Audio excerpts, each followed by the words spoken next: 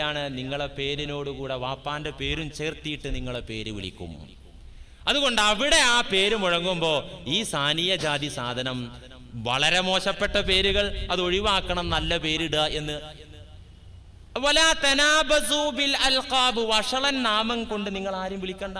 അവനെ തിരിച്ചറിയണമെങ്കിൽ അത് അങ്ങോട്ട് ഫേമസ് ആയിട്ടുണ്ട്. അതുകൊണ്ട് അത് തിരിച്ചറിയണമെങ്കിൽ അതെന്നെ പറയണം. അവന് ഇഷ്ടമല്ലെങ്കിൽ പറയാൻ പാടില്ല. എന്തുകൊണ്ട്?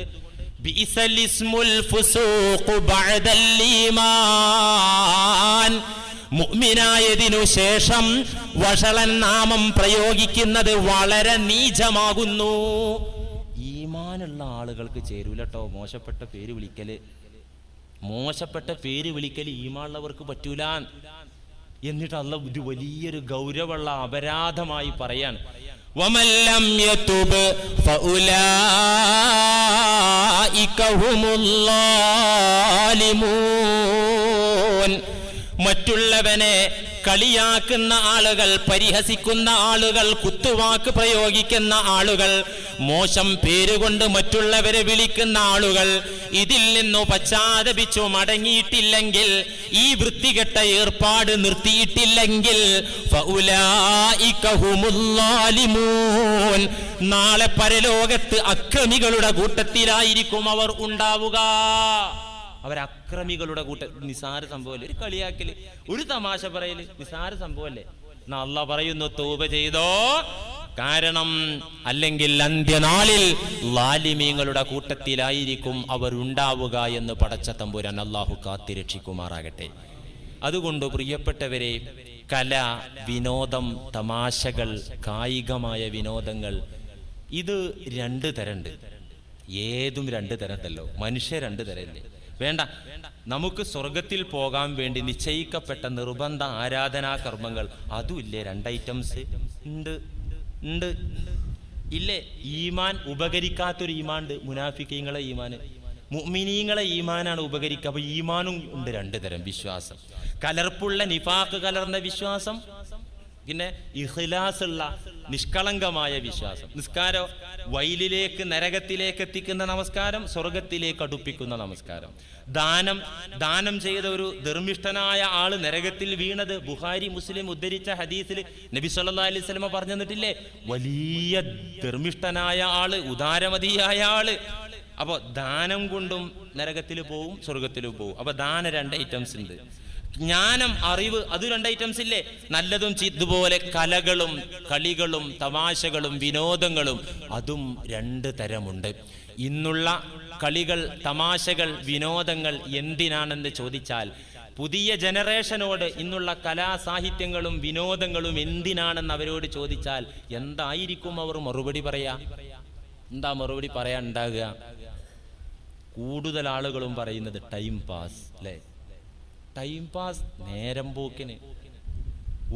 ഒരു പണിയില്ല, നേരം പോയി കിട്ടുന്നില്ല, എന്നാ ഇപ്പൊ ഇന്ന് സിനിമയ്ക്ക് പോവാ, അല്ലെങ്കിൽ ഒരു ക്യാരംസ് കളിക്കാം, അല്ലെങ്കിൽ ഒന്ന് ചെസ് കളിക്കാം, അല്ലെങ്കിൽ TV കൊണ്ട് ഓൺ ചെയ്തിട്ട് എന്താ അതിലുള്ളത് എന്താ വെച്ചാൽ അതൊക്കെ അങ്ങോട്ട് കാണാം.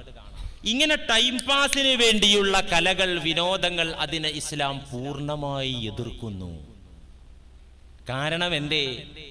മനുഷ്യന് ഈ ഭൂമുഖത്ത് നൽകപ്പെട്ട ആയുസ് അമൂല്യമാണ്. ആ അമൂല്യമായ ആയുസ്സിനെ വെറുതെ നഷ്ടപ്പെടുത്താൻ പാടില്ലാത്ത കാര്യമാണ്. മുത്തുനബിയുടെ ഉണർത്തലിൽ കാണാം, നിഅമതാനി മഗ്ബൂനുൻ ഫീഹിമാ കസീറും മിനന്നാസ് അസ്സിഹ്ഹത്തു വൽ ഫറാഗ്. കൂടുതൽ ജനങ്ങളും വഞ്ചിതരായ രണ്ട് അനുഗ്രഹങ്ങളുണ്ട്. കൂടുതൽ ജനങ്ങളും 99% ജനങ്ങളും പിഴച്ചുപോയ രണ്ട് അനുഗ്രഹങ്ങൾ, വഞ്ചനയിലകപ്പെട്ട രണ്ട് അനുഗ്രഹങ്ങൾ. അതെന്താ? പണാണോ? പണമല്ല. അസ്സിഹ്ഹത്തു വൽ ഫറാഗ്, നല്ല ഫിറ്റഡ് ബോഡി, ആരോഗ്യമുള്ള ശരീരം. വൽ ഫറാഗ്, ഫ്രീ ആയ ടൈം, ഒഴിഞ്ഞ സമയം. ഈ രണ്ട് അനുഗ്രഹങ്ങൾ വലിയ അനുഗ്രഹമാണ്. പക്ഷേ ആ അനുഗ്രഹങ്ങളെ ഉപയോഗപ്പെടുത്തുന്നതിൽ മനുഷ്യർ പിഴച്ചുപോയിട്ടുണ്ട്, വഞ്ചനയിലകപ്പെട്ടിട്ടുണ്ട്. അള്ളാഹുവിന്റെ കലാം എന്താ പഠിപ്പിച്ചത്? വൽ അസ്ർ ഇന്നൽ ഇൻസാന ലഫീ ഖുസ്ർ ഇല്ലല്ലദീന ആമനൂ വഅമിലുസ് സ്വാലിഹാത്ത് വതവാസൗ ബിൽ ഹഖ് വതവാസൗ ബിസ്സബ്ർ. ചെറിയ ഒരു അധ്യായത്തിലൂടെ എത്ര വലിയ ആശയമാണ് അല്ലാഹു ഇട്ടുതരുന്നത്. പരിശുദ്ധ ഖുർആനിലെ ചെറിയ ഒരു സൂറയാണ് സൂറത്തുൽ അസ്ർ. എന്താണ് പറയുന്നത്?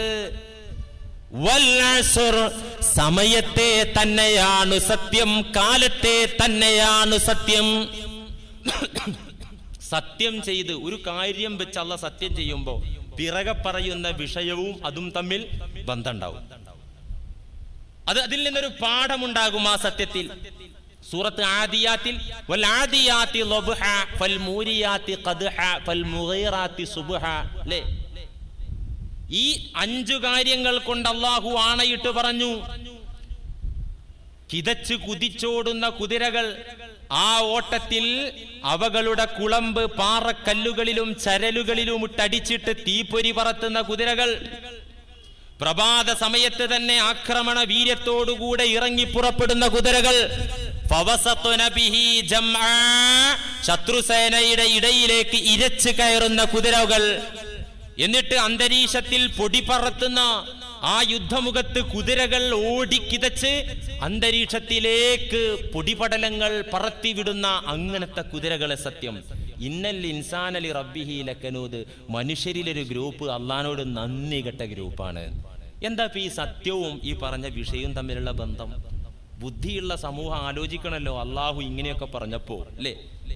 والعاديات ضبحا فالموريات قدحا فالمغيرات صبحا فأثرن به نقعا فوسطن به جمعا إن الإنسان لربه لكنود. എന്തായി പറഞ്ഞ്? ഈ നാൽക്കാലിയായ കുതിര അതിന്റെ യജമാനന് വഴിപ്പെട്ട് എന്തൊക്കെ ത്യാഗം ചെയ്യുന്നു. രാവിലെയാണ് ഞാനിപ്പോ യുദ്ധത്തിന് വരൂല എന്ന് കുതിര പറയൂല. ഇത്ര ശക്തമായി ശത്രുസേനയുടെ ഇടയിലേക്ക് ഇരച്ചു കയറാൻ എനിക്ക് പറ്റൂല, അത് ജീവൻ അപായമുണ്ടാക്കുന്ന സംഗതിയാണെന്ന് കരുതി കുതിര പിൻവലിയൂല. ഇങ്ങനെ യജമാനന് വഴിപ്പെടുന്ന കുതിര. എന്നാൽ ഇന്നൽ ഇൻസാന ലി റബ്ബിഹി ലകനൂദ്, മനുഷ്യവർഗത്തിലൊരു വിഭാഗം ഈ കുതിരയുടെ അത്ര പോലും നന്ദിയില്ലാത്ത ഗ്രൂപ്പുണ്ട്. വൽ അസ്ർ, സമയത്തെ തന്നെയാണ് സത്യം, കാലത്തെ തന്നെയാണ് സത്യം. ഇന്നൽ ഇൻസാന ലഫീ ഖുസ്ർ, നിശ്ചയം മനുഷ്യരെല്ലാം മഹാനഷ്ടത്തിലാണ്. മനുഷ്യരെല്ലാവരും തീരാ നഷ്ടത്തിലാണ്, നാശത്തിലാണ്. ഇസ്തിഗ്റാഖിന്റെ അലിഫ്ലാമാണ്. ഇന്നൽ ഇൻസാന ലഫീ ഖുസ്ർ, സകല മനുഷ്യരും നഷ്ടത്തിലാണ് ഓടുന്നത്. എന്നുവെച്ചാൽ സമയത്തെ വെച്ചുകൊണ്ടാണ് സത്യം ചെയ്യുന്നത്. ഏതു സമയം? ഭാവിയെന്നോ ഭൂതമെന്നോ വർത്തമാനമെന്നോ ഇവിടെ അള്ളാഹു പറഞ്ഞില്ല, നിരുപാധികം സമയം. അപ്പോ ഭാവിയും ഭൂതവും വർത്തമാനവും എല്ലാം അതിൽ ഉൾപ്പെട്ടു. സമയം എന്ന് പറയുന്നത് ഓരോ സെക്കൻഡും അമൂല്യമാണ്. ഒരു സെക്കൻഡിൽ നമുക്ക് എന്ത് ചെയ്യാൻ പറ്റും? ഒരു സെക്കൻഡിൽ ശാസ്ത്രം പറയുന്നു, ഒറ്റ സെക്കൻഡിൽ പ്രകാശത്തിന് 1,80,000 മൈൽ സഞ്ചരിക്കാനാകും. ഒരു സെക്കൻഡിൽ പ്രകാശം 1,80,000 മൈൽ സഞ്ചരിക്കും. നമുക്കൊരു സെക്കൻഡിൽ എന്താ ചെയ്യാൻ പറ്റുക? അതിലേറെ വേഗതയുള്ള വേറെ ചില പണി ചെയ്യാൻ പറ്റും. ഒരു നിശ്വാസ സമയത്തെ, ഒരു നിമിഷ സമയത്തെ അള്ളാഹുവിനെ ഓർക്കുന്ന ദിക്ർ, അതിന് ഈ പ്രകാശത്തെക്കാൾ ശക്തിയുണ്ട് എന്ന് നബിവചനങ്ങളിൽ നിന്ന് നമുക്ക് ഗ്രഹിക്കാൻ സാധിക്കും. നമ്മുടെ അടിസ്ഥാന മൂലധനം അതിവേഗം കൈവിട്ടു പോയിക്കൊണ്ടിരിക്കുന്ന ഈ സമയമാകുന്നു. ഇമാം റാസി റഹിമഹുല്ല ഈ ആയത്തെ വിശദീകരിച്ചുകൊണ്ട് ഒരു ജ്ഞാനിയുടെ ചരിത്രം പറയുന്നുണ്ട്. എന്താ ജ്ഞാനിയുടെ ചരിത്രം? ഒരു ആരിഫായ മനുഷ്യൻ പറയാ, ഞാൻ ഈ വൽ അസ്ർ ഇന്നൽ ഇൻസാന ലഫീ ഖുസ്ർ എന്ന സൂറയുടെ അർത്ഥം പഠിച്ചത് ഒരു ഐസ് മിഠായി കച്ചവടക്കാരനിൽ നിന്നാണ്. എന്ത്? ഒരു ഐസ് മിഠായി കച്ചവടക്കാരൻ. ഈ മക്കളെയൊക്കെ മുന്നിലൂടെ പോകുന്ന ഐസ് കച്ചവടക്കാരുണ്ടല്ലോ. ഒരു ദിവസം ഞാൻ പട്ടണത്തിലെത്തിയപ്പോ ജ്ഞാനി പറയുന്നു, ഒരു ഐസ് മിഠായി കച്ചവടക്കാരൻ ഉറക്കെ വിളിച്ചു പറയുന്നുണ്ട്, മൂലധനം അലിഞ്ഞു തേഞ്ഞു പോയിക്കൊണ്ടിരിക്കുന്നവനോട് കരുണ കാണിക്കണേ. എന്ത്? മൂലധനം അലിഞ്ഞു പോയിക്കൊണ്ടിരിക്കുന്നവനോട് കരുണ കാണിക്കണേ. അദ്ദേഹം ആ ഐസ് കച്ചവടം തകൃതിയാക്കാൻ വേണ്ടി അദ്ദേഹത്തോട് സഹതാപം ഉണ്ടാക്കിയിട്ട് കച്ചവടം നടത്തുക. ഈ ഇദ്ദേഹത്തിന്റെ വാക്ക് പട്ടണത്തിൽ ഉറക്കെ ഇദ്ദേഹം പറഞ്ഞുകൊണ്ടിരിക്കുന്നു. ഈ ജ്ഞാനി ഇത് കേട്ടപ്പോ പറഞ്ഞു, സുബ്ഹാനല്ലാഹ്, ഇതാണ് അല്ലാഹു പറഞ്ഞ സൂറത്തുൽ അസ്റിന്റെ ആശയം, അർത്ഥം. വൽ അസ്ർ ഇന്നൽ ഇൻസാന ലഫീ ഖുസ്ർ. മനുഷ്യരെല്ലാം മഹാനഷ്ടത്തിലാകുന്നു, സമയത്തെ തന്നെ സത്യം. മനുഷ്യായുസ് വെയിലേറ്റ ഹിമക്കട്ട പോലെ അതിവേഗം അലിഞ്ഞ് തേഞ്ഞു മാഞ്ഞുകൊണ്ടിരിക്കും. അള്ളാഹു ഈ സൂറയിലൂടെ പഠിപ്പിക്കുന്നത് എന്താ? സമയം കൊണ്ട് ലാഭമുണ്ടാക്കാം, സമയം കൊണ്ട് മഹാനഷ്ടവും വരുത്തി തീർക്കാം. ലാഭമുണ്ടാക്കാനുള്ള വഴി എന്താ? വളരെ പെട്ടെന്ന് നന്മകളിൽ വ്യാപൃതരായിട്ട് ലാഭകരമാക്കുക. ഒരു അറബി ചൊല്ലുണ്ട്, അൽ വഖ്തു സൈഫുൻ ഇല്ലം തഖ്തഉഹു യഖ്തഉക. അൽ വഖ്തു സൈഫുൻ, സമയം ഒരു മൂർച്ചയേറിയ വാളാണ്. ഇല്ലം തഖ്തഉഹു, ആ സമയമാകുന്ന വാളിനെ നീ മുറിച്ച് ഖണ്ഡിച്ചിട്ടില്ലെങ്കിൽ, അതിനെ നീ നിയന്ത്രിച്ചിട്ടില്ലെങ്കിൽ, യഖ്തഉക, ആ സമയമാകുന്ന വാള് നിന്നെ കൊല്ലും, നിന്നെ പീസാക്കും. അപ്പൊ സമയത്തെ വാളിനോട്, മൂർച്ചയേറിയ വാളിനോട് ഉപമിച്ചു. അപ്പോ അള്ളാഹു ഈ സൂറയിൽ എന്താ പഠിപ്പിച്ചത്? സമയത്തെ ലാഭകരമാക്കാൻ ചതുർഗുണങ്ങൾ വേണം, 4 ഗുണങ്ങൾ. 4 വഴികളിലൂടെ സമയത്തെ ലാഭകരമാക്കണം. ഇല്ലല്ലദീന ആമനു വഅമിലുസ് സ്വാലിഹാത്ത് വതവാസൗ ബിൽ ഹഖ് വതവാസൗ ബിസ്സബ്ർ. ഈമാൻ, അമലുസ് സ്വാലിഹാത്ത്, നല്ല പ്രവർത്തനങ്ങൾ, സൽപ്രവർത്തനങ്ങൾ. സത്യം കൊണ്ട് പരസ്പരം ഉപദേശിക്കുക, ക്ഷമ കൊണ്ട് പരസ്പരം ഉപദേശിക്കുക. ഇത് ഓരോന്നും എടുത്ത് വിശദീകരിക്കേണ്ടതുണ്ട്, സമയമില്ലാത്തതുകൊണ്ട് അങ്ങോട്ട് പോകുന്നില്ല. ഈ 4 ഗുണങ്ങളിലൂടെ നിങ്ങളുടെ സമയത്തെ മുഴുവനും നിങ്ങൾക്ക് ലാഭകരമാക്കി തീർക്കാൻ സാധിക്കും. അല്ലെങ്കിലോ മഹാനഷ്ടമായിരിക്കും അതുകൊണ്ടുണ്ടാവുക. സമയത്തെ കൊല്ലുന്ന ആളുകൾ, ഇസ്ലാം പഠിപ്പിക്കുന്ന കലകൾ, ഇസ്ലാം പ്രോത്സാഹിപ്പിക്കുന്ന കളി, തമാശ, വിനോദങ്ങൾ, അത് കേവലം ടൈം പാസിന് വേണ്ടിയുള്ളതല്ല. ഇസ്ലാം പഠിപ്പിക്കുന്ന ഒരുപാട് കളി, തമാശകൾ, വിനോദങ്ങൾ, കലകൾ, കായികാഭ്യാസങ്ങൾ ഉണ്ട്.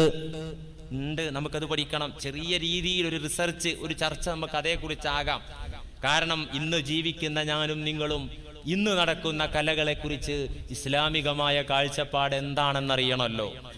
അതുകൊണ്ട് ഇസ്ലാം പറഞ്ഞു തരുന്ന കലകൾ അത് കേവലം കളിയല്ല. എന്തിനാ കളിക്കുന്നത്? കളിക്കാൻ വേണ്ടി കളിക്കുക. എന്തിനാ തമാശ കളിക്കുന്നത്? ഒരു തമാശക്ക് വേണ്ടി തമാശ. എന്തിനാ കായികാഭ്യാസം? ഒരു ടൈം പാസിന് വേണ്ടി. ഇങ്ങനെയില്ല. എന്തിനാ ഫലിതം പറഞ്ഞത്? ഒരു കാര്യം ഉണ്ടായിരുന്നു. എന്തിനാ കായികാഭ്യാസം നടത്തിയത്? ഒരു കാര്യം ഉണ്ടായിരുന്നു. ഒറ്റ വാക്കിൽ നമുക്ക് വിലയിരുത്താം, മനസ്സിനോ ശരീരത്തിനോ ഗുണം ചെയ്യുന്ന, നാശത്തിലേക്ക് കൊണ്ടുപോകാത്ത കലകളെ മുഴുവൻ ഇസ്ലാം പ്രോത്സാഹിപ്പിക്കുന്നു. എന്ത് മനസ്സിനോ ശരീര